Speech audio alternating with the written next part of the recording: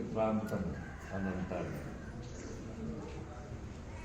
1962 సంవత్సరంలో నేను మొట్టమొదట ఇక్కడికి వచ్చి హాస్టల్లో జాయిన్ కావడానికి ఇక్కడికి వచ్చి మొట్టమొదట మేము ఎన్నడూ అంటే రుచి చూడనటువంటి గోధుమ గంజి తాగినాను ఇక్కడ 62 సంవత్సరం. నాకు అది బాగా గుర్తొచ్చింది. సో ఇదే ఊరికి నేను అల్లుండి కావటం అది నా అదృష్టం అని నేను అనుకుంటాను.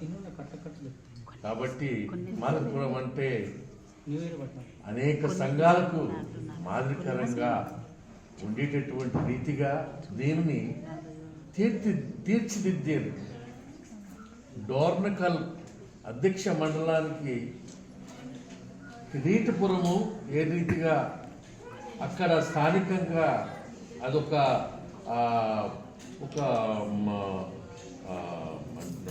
కొత్తగా నిర్మించబడ్డటువంటి ఒక గ్రామం అది కిరీటపురము. తర్వాత ఇప్పుడు మాదిరిపురం నేను తొర్రూరు పాస్టర్ చైర్మన్గా ఉన్నటువంటి కాలంలో కొదమగొండ్ల లోకయ్య గారి యొక్క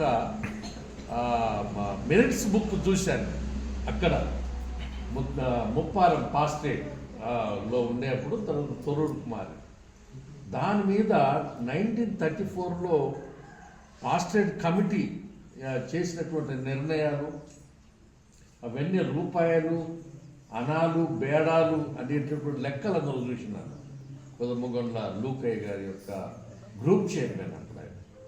సరే, ఇలాంటి మాదిపురంలో మనమందరము కుటుంబ సభ్యులంగా ఉండటము, బంధుత్వం కలిగి ఉండటము, ఈ సహవాసములో నేను చేరటం 46 ఇది అంటే 1981 నుంచి ఇప్పటి వరకు ఎన్ని సంవత్సరాల కాలంలో నేను ఎప్పుడు కూడా ఒక క్రిస్మస్ ఆరాధనలో వాక్యం చెప్పకుండా నేను ఎప్పుడు లేదు.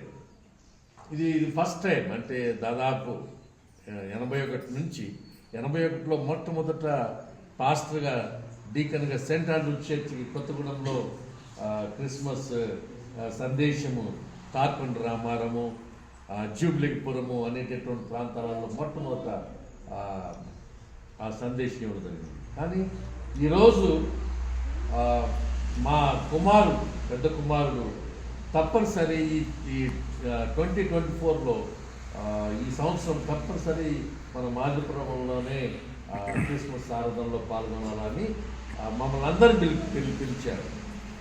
కాబట్టి మేమందరము అయ్యారు ఈ ఆరాధనలో మీ వాక్య పరిచర్య పాటలు పాడటము మా వదినమ్మ గారు జ్ఞాపకం వస్తుంది. మా వదినమ్మ గారు జ్ఞాపకం వచ్చారు.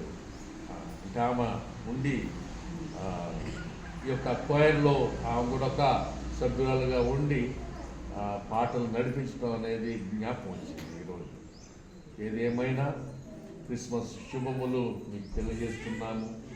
క్రిస్మస్ అనంటే గివింగ్ అనేటటువంటిది, ఇవ్వటం. ఏమండి, దేవుడు తన కుమారుని మనకి ఇచ్చాడు. కాబట్టి మనము కూడా